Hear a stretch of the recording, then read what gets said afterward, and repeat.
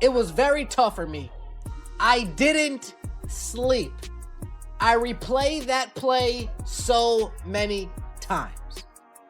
And I'm like, why would I let that moment dictate everything else that I have going on? That's Angel, I don't know why you would. You didn't sleep? You couldn't sleep after missing wide open layups? Well, you must not sleep often. if last game you... Something shifted the moment she said it out loud. Angel Reese admitted that missed finish from the last game never left her mind. It followed her all night. So when she stepped onto the court in Las Vegas, facing a front court built to attack that exact weakness everyone kept talking about, the pressure was already on before the ball even went up. Against the Las Vegas Aces. Not 1, not 2, not 3, not 4. This year, she is that option. Oh my goodness. To fast break points. And now Angel Reese, couple of blocks already for Asia, and she... The number 6 blocks keeps grabbing all the attention. But writing this off as just another rough night at the rim doesn't tell the whole story, because somehow, Reese still put up a solid stat line, even as she kept getting turned away near the basket. And the reason those two things happened together in the same game, that's the part worth digging into. Out of here. They've already sets the screen. Roll. Folks, we're like shooting from down here. Of course we're gonna get our shot blocked. We're in the professionals, and we still haven't realized to finish up high. We still haven't learned that basic fundamental yet. That's 2. Wow. They've already sets the screen, rolls into a double team, but traveled first. The Aces hedging on the ball screen. Oh, I don't look closely at how she releases the ball on those shots. The podcast criticism sounds harsh, but there's real basketball logic behind it. Drop the ball low, take too long gathering, try to finish through a defender's length without creating any space. And against elite defenders, that's a losing formula. They don't need much time to recover. Against Las Vegas, those tiny delays turned into blocks, one after another. But hold off on judging this game just yet. There's a bigger twist coming. Reese couldn't buy a clean finish at the rim. And yet, she kept landing at the free throw line. Then one moment involving Aya Wilson and Becky Hammon flipped the entire conversation. Suddenly, it wasn't about Reese's offense anymore. It was about the officiating itself. And Wilson right there with her for block number 4 has been the backstop for Vegas. Look at that. She elbows Asia out of the way and still gets swatted. That's crazy. Has been the Elbow. For Vegas. Block. Angel gonna go coast to coast, swatted. Coach Pop and learn. She thought she was about to do something against the human shot clock. That one's a lot harder to brush off as bad luck. Reese gets to the baseline, runs into a wall at the rim, and once again, the defense knocks the shot away before it can even become an easy bucket. Now, whether every single block came from the exact same flaw is up for debate, but the pattern speaks for itself. Las Vegas wasn't scared to challenge her at the rim, again and again. And this is exactly why that missed layup from the last game matters, not as an excuse, but as context. Reese admitted she kept replaying that moment in her head. So picture carrying that into your next game, and immediately watching shot after shot get swatted away. At that point, a player has two choices: shrink back or keep attacking anyway. Reese picked the second one. That's what kept her aggressive. But here's the catch. Aggression against a defense that's ready for you can also expose every crack in your game. And that's exactly why the final stat line is misleading if you don't look closer. The box score just tells you she scored. The film tells you how brutal it actually was to get there. Reese, 21 points, 10 rebounds, 4 assists, 4 steals, 6 for 13. She played 39 minutes. She only sat for a single minute this game. Now 21 points. Whoa, 21 points. She played great. 6 for 13. Whoa. Folks, you want to know how she got most of these points? Nearly half of these points. Numbers can lie if you only look at the surface.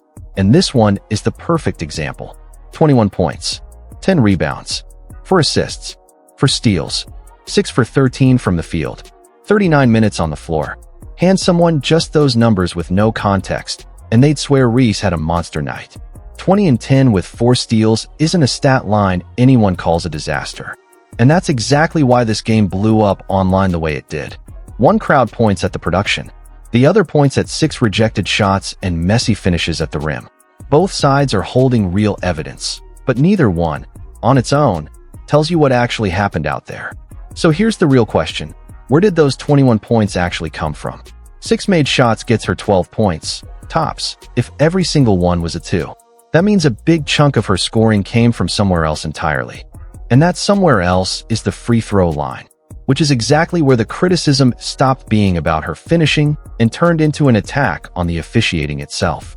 The claim being thrown around is that Reese has the softest whistle in the league, that half her points come from fouls that barely exist, that not even Aya Wilson gets calls like this.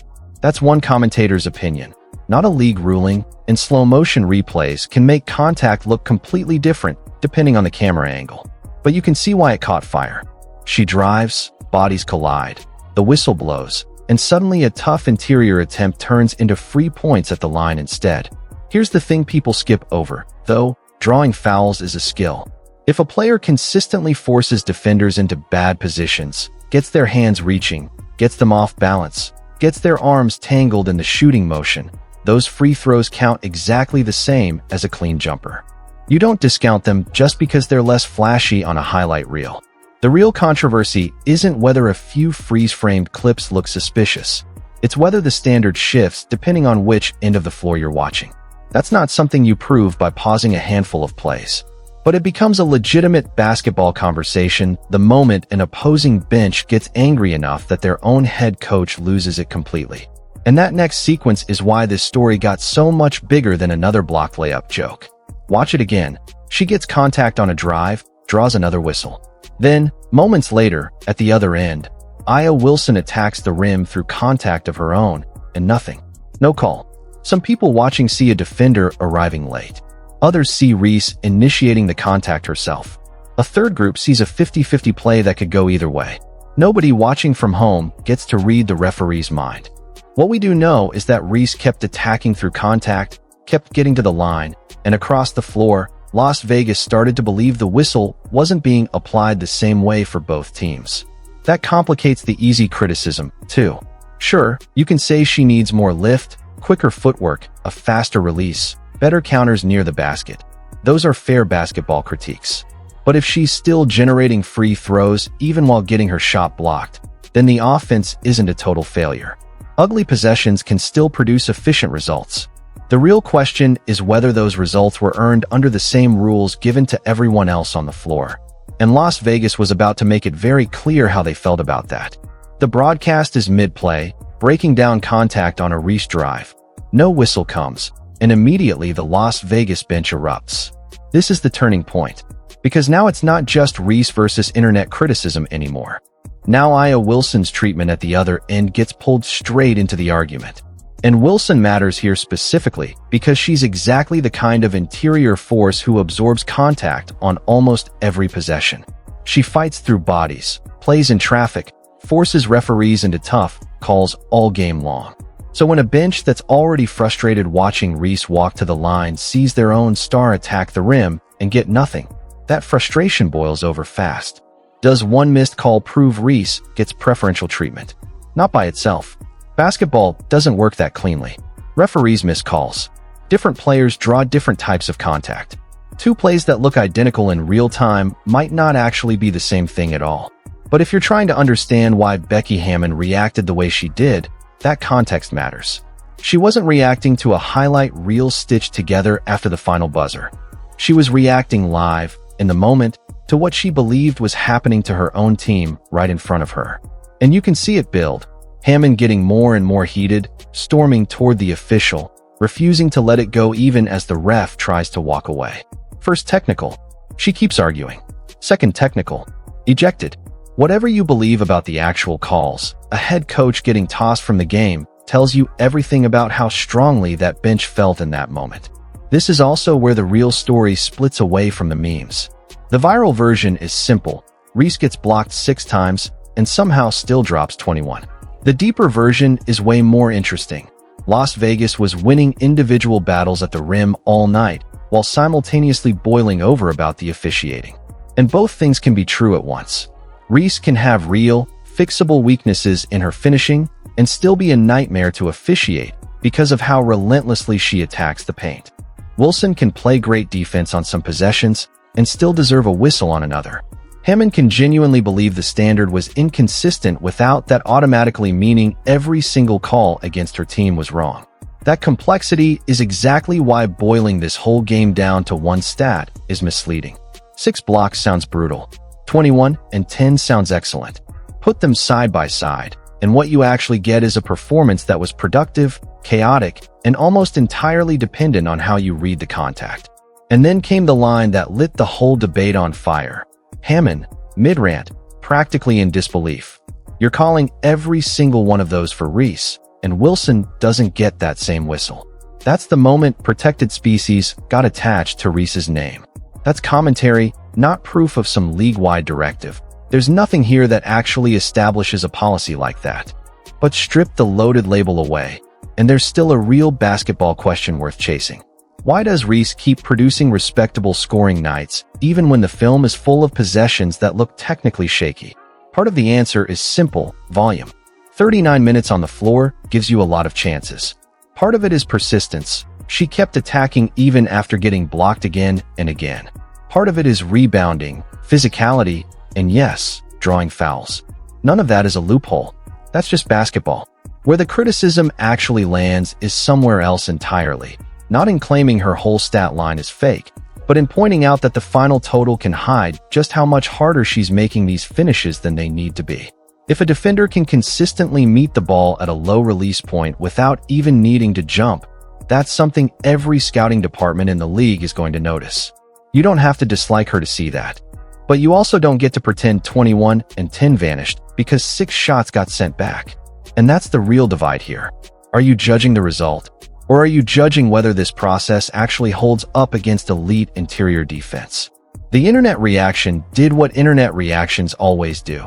Took a real weakness and stretched it into a total judgment of the player. Suddenly, it's the worst fundamentals ever seen from a pro, footwork mocked, every drive treated like it was hopeless before it left her hands. Entertaining if you already didn't like her. Not particularly useful if you actually want to understand the game. Remember what she said before this game even started? She couldn't sleep, replaying the missed chance from the night before over and over.